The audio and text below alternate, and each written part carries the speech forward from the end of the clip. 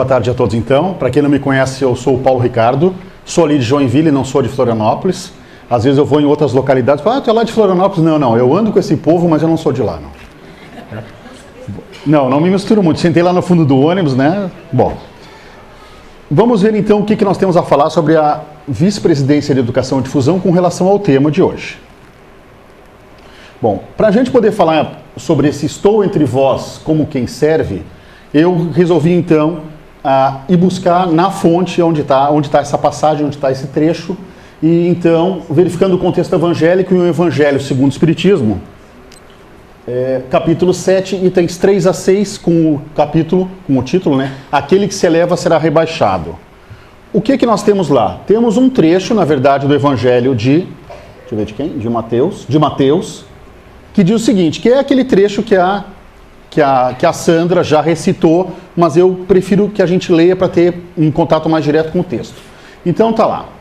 Então, a mãe dos filhos de Zebedeu, no caso Tiago e João, se aproximou dele com seus 2 filhos e o adorou, dando a entender que lhe queria pedir alguma coisa. Disse-lhe ele, que queres? Manda, disse ela, que estes meus 2 filhos tenham assento no teu reino, um à tua direita e o outro à tua esquerda. Mas Jesus lhe respondeu, não sabes o que pedes? Podeis vós ambos beber o cálice que eu vou beber? Eles responderam, podemos. Jesus lhes replicou, é certo que bebereis o cálice que eu beber, mas pelo que respeita a vos sentardes à minha direita ou à minha esquerda, não me cabe a mim vô-lo conceder. Isso será para aqueles a quem meu Pai o tem preparado. E isso gerou um probleminha. Ouvindo isso, os 10 outros apóstolos se encheram de indignação contra os 2 irmãos. Jesus, chamando-os para perto de si, lhes disse, sabeis que os príncipes das nações as dominam e que os grandes as tratam com império. Assim não deve ser entre vós. Ao contrário, aquele que quiser tornar-se o maior, seja vosso servo. E aquele que quiser ser o primeiro entre vós, seja vosso escravo. Do mesmo modo que o Filho do Homem não veio para ser servido, mas para servir e dar a vida pela redenção de muitos. Então isso está lá em Mateus, capítulo 20, versículos 20 a 28.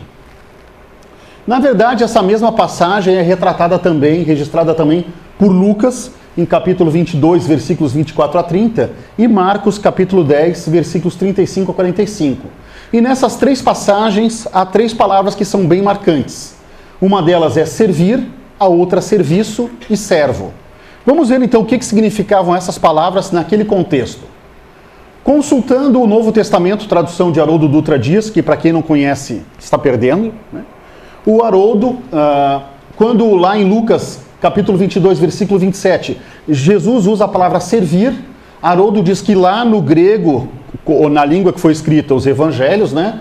Essa palavra servir significa servir à mesa, serviço doméstico, pessoal, suprir, prover, cuidar, auxiliar, apoiar, ajudar.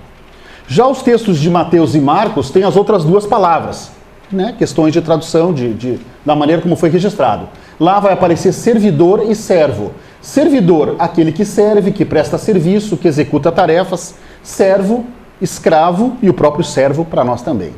Então vemos que naquela época essas palavras tinham esse significado. Mas e hoje em dia? Fomos procurar então no dicionário Aurélio. Aí, é claro, a quantidade de possibilidades é muito maior, porque a língua, né, com o tempo, as palavras são usadas para outros significados, mas eu destaquei em vermelho ali aquelas que são do nosso interesse mais direto. Então, servir seria trabalhar como servo, exercer as funções de criado, auxiliar, ajudar, prestar serviços. Servidor, que serve, serviçal, servo, cativo, escravo, serviçal. Então vemos que mesmo hoje, 2000 anos depois, essas palavras continuam tendo o mesmo significado. Ou seja, não dá para escapar. Né? Não dá para dizer que não, naquela época servir era outra coisa. Não, servir ainda é a mesma coisa, certo? O que é servir então? Trabalhar como servo, exercer funções de criado, auxiliar, ajudar, prestar serviços. Mas e daí? Bom, o que é o movimento espírita, afinal de contas? Num documento emitido pela Federação Espírita Brasileira para divulgação do movimento espírita, tem lá um conceito do que seja movimento espírita. Diz lá, movimento espírita é o conjunto das atividades que tem por objetivo estudar, divulgar e praticar a doutrina espírita, contida nas obras básicas de Allan Kardec, colocando-a ao alcance e a serviço de toda a humanidade. Os grifos são meus. Tem os azulitos ali, o vermelhito, né? Que não é negrito. Então, os azulitos é só para destacar as principais palavras, e em vermelhito está lá a palavra serviço. Para que a gente não tenha dúvida de que um dos objetivos do movimento espírita é colocar a doutrina espírita ao alcance e a serviço de quem? De toda a humanidade. Então já sabemos, a partir daí, a quem servimos. Ou seja, quem será servido por nós, nesse sentido, certo? Ou seja, toda a humanidade. É para isso que estamos aí. Não é só o pessoal da Casa Espírita, é toda a humanidade, né? Bom, vamos adiante. As atividades que compõem o movimento espírita são realizadas por pessoas, isoladamente ou em conjunto, e por instituições espíritas. Ou seja, quando nós agimos como espíritas, mesmo isoladamente, estamos executando atividades do movimento espírita. Como a própria Sandra colocou ali, quando estamos distribuindo mensagens, quando estamos divulgando a doutrina espírita para colegas de trabalho, ou uma pessoa no ônibus ou no avião, isso o Altaídes, por sinal, é um expert, né, Altaídes? Divulgar a doutrina espírita em avião é contigo, né?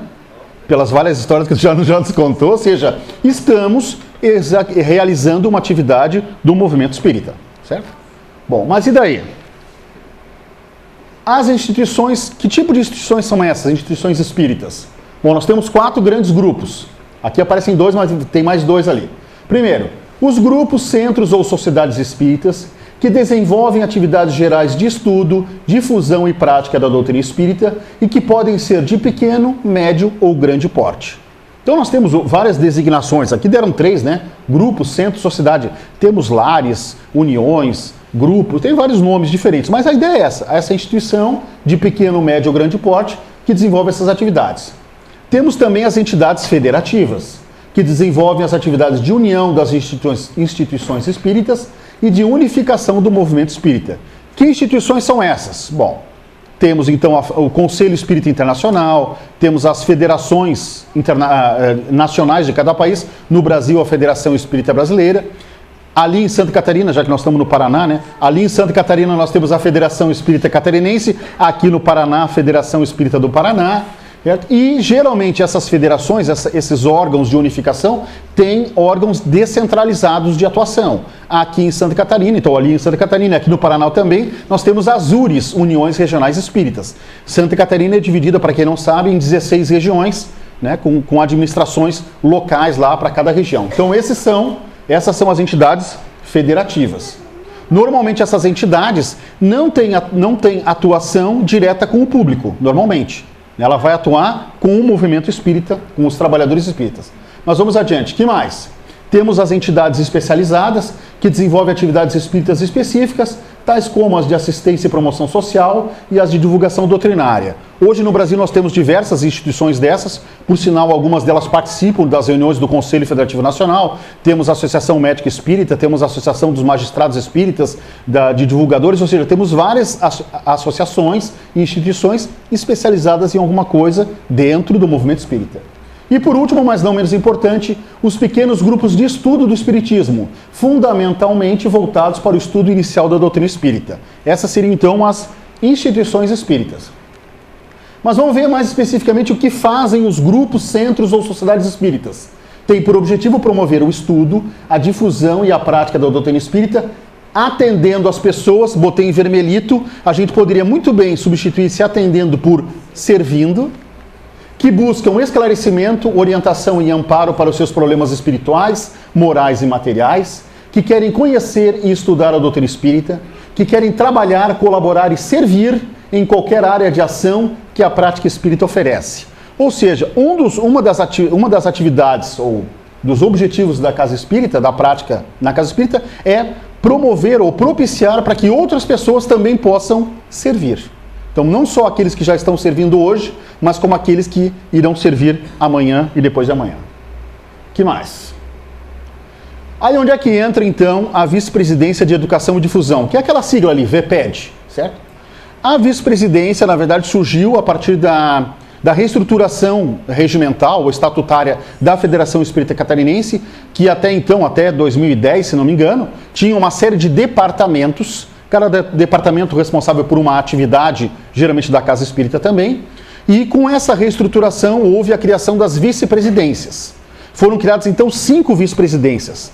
Dessas 5, 6 vice-presidências. Dessas 6, uma delas é a vice-presidência de Educação e Difusão. Temos hoje aqui também nessa atividade a vice-presidência de Estudo e Prática Mediúnica, é isso, Sidney? E a vice-presidência de Assistência e Promoção Social ou Assistência Social, como é que é? Assistência Social. Muito bem. Então, são 3 vice-presidências. Essas 3 a gente costuma dizer que são as vice-presidências finalísticas. O que é isso? Porque as outras 3 tratam de assuntos que, digamos assim, não são o trabalho final, por exemplo, da Casa Espírita. Tem uma vice-presidência cuidando especificamente da área administrativa, outra cuidando da área contábil, e tem uma que está preocupada com cultura e pesquisa, certo? Então não trata diretamente dos assuntos relacionados com o atendimento daquele público que a gente falou ainda há pouco aqui, né? Das pessoas que... Opa, foi pro lado errado. Das pessoas que buscam esclarecimento, orientação e amparo, que querem conhecer a doutrina, que querem trabalhar. Bom, não que nessas... Agora ficou feio, né? Parece que nessas vice-presidências não se pensa em trabalho. Não, mas se pensa assim, com certeza. Mas vamos lá. Então... Deixa eu chegar lá de novo, que agora me perdi. Tô voltando? Tô voltando. É pro outro lado. Pro outro lado, seu burro. Aqui.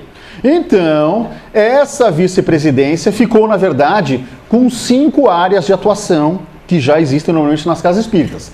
Temos, então, o atendimento espiritual, certo? Temos a área da juventude, a área da infância, a área da arte e a área do ESD, ou do estudo sistematizado dos grupos de estudo. Mas poderia ter mais? Poderia, talvez até devesse ter mais, mas no momento são as 5 áreas que nós conseguimos atender. Além disso, nós temos ali, naquele miolinho ali, ó, junto com a vice-presidência, o NUPED, que é um núcleo de estudos pedagógicos, quer dizer, um núcleo que se preocupa em pensar a parte filosófica ou a parte teórica de toda essa área de educação e difusão, dando suporte às outras áreas realmente aqui de atuação mais direta com o público em geral. Bom, mas e daí? O que essa vice-presidência tem de especial? Ela tem de especial que dentro do nome dela já tem a palavra educação. Mas o que é educação? Bom, entre tantos conceitos, eu fui lá também no Aurélio e achei, entre tantos, 2 que nos interessam mais diretamente.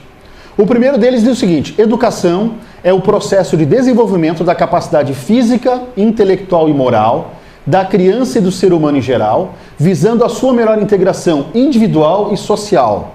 Até parece um conceito espírita, né? Porque mesmo esse conceito dito leigo, tá lá, ó, capacidade física, intelectual e moral. Então, a educação é um processo muito, digamos assim, é um fenômeno muito amplo. Tão amplo que o segundo conceito é mais amplo ainda: aperfeiçoamento integral de todas as faculdades humanas. Nós vamos ver que, pelo menos, essas 5 áreas aqui dessa vice-presidência estão envolvidos com esses 2 elementos relacionados com a educação. Mas a gente também já se deu conta que todas as atividades da Casa Espírita têm tudo a ver com educação. Então, na verdade, apesar de essa vice-presidência ter a palavra educação lá dentro, as outras vice-presidências também envolvem diretamente educação. Por isso até que nós começamos a fazer esse trabalho integrado entre pelo menos essas 3 vice-presidências. Talvez no futuro nós consigamos, de uma forma harmônica, também incluir as outras 3. Bom, e o que a educação tem de importante então? Bom, se ela é o desenvolvimento integral de todas as faculdades humanas, é de certo modo um dos objetivos da própria doutrina espírita.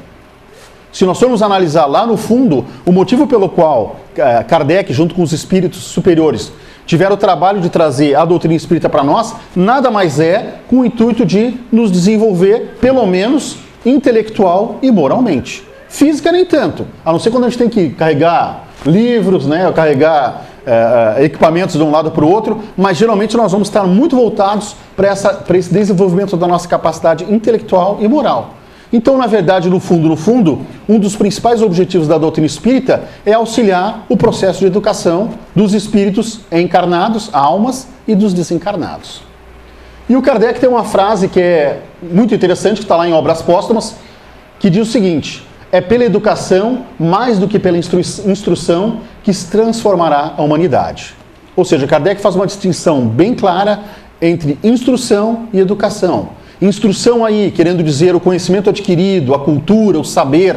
Já a educação aqueles aspectos todos que a gente viu. Um desenvolvimento muito mais profundo, muito mais amplo do indivíduo. Né? Eu acho que era isso. Não, era isso mesmo. Muito obrigado pela atenção de vocês.